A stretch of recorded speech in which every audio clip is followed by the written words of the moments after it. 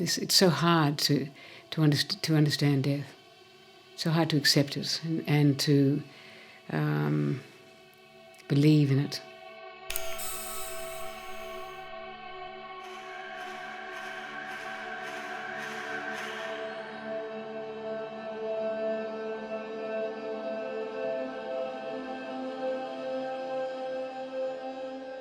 They say that grief distorts our experience of time, our ability to sequence past events. Whenever there's an unexpected, unexplained, unnatural death, suicide, homicide, accident, a coronial investigation takes place. Police record aspects of the scene and they take photographs, often hundreds, collecting and cataloguing items.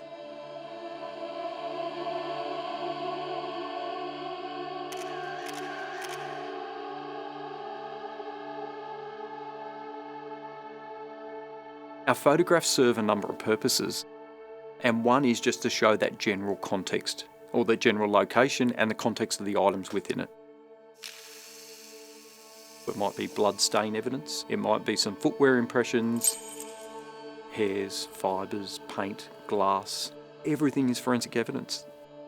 The fact that the lights are on and the TV's on a certain channel, that is forensic evidence.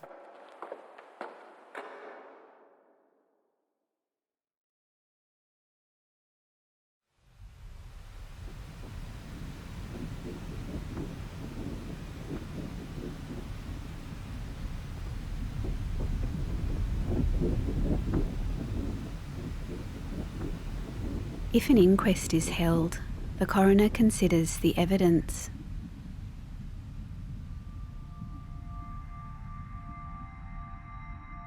There's always a question when people die in an unexplained way, how that happened, what were the surrounding circumstances, as well as what was the physiological cause of death. These sort of photographs I would look into for clues. What is this? Where is this? Why are we taking this photograph? What does this scene tell us about the circumstances of someone's sudden death?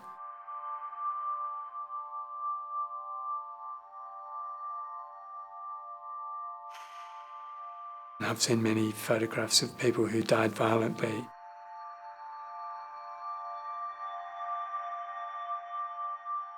Other images felt like a study in still life.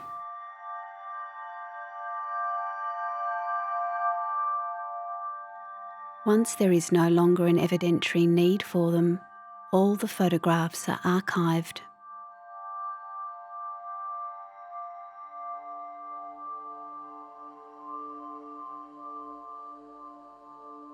A person has died.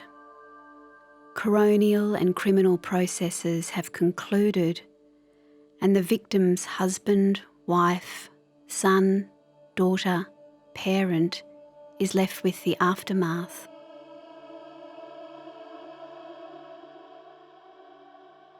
Bereaved relatives try to piece together what happened.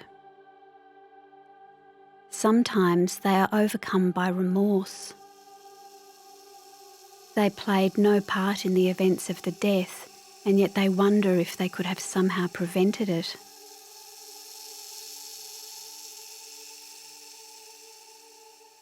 A man's adult son was walking home alone one evening when he was stabbed by a stranger. My son was murdered.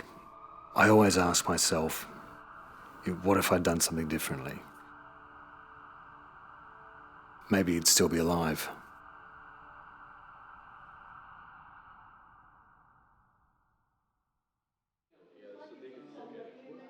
Occasionally, families request to see the forensic photos.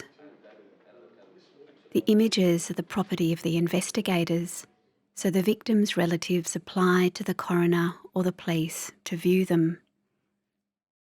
For many people, it's an urge to make sense of what happened and try and follow the person they loved's last sort of few days and somehow see something within the photographs that enables them to make sense of what happened. And even the scene of the death or a distance view can be very emotionally impacting for families as they start comprehending that this is where their last moments were.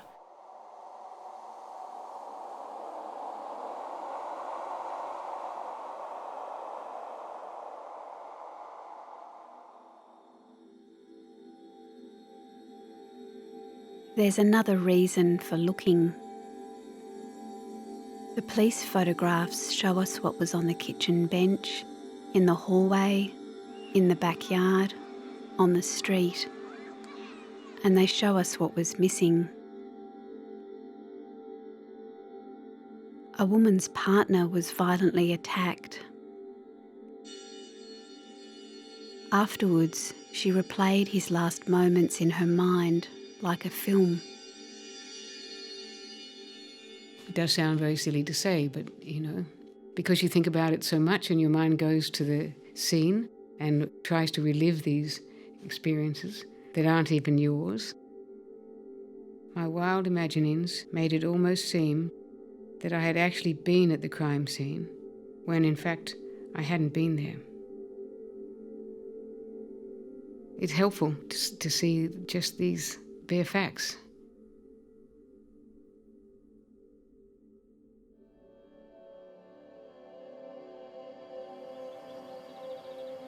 In their grief, people imagine they could have intervened, that they could have stopped what happened from happening.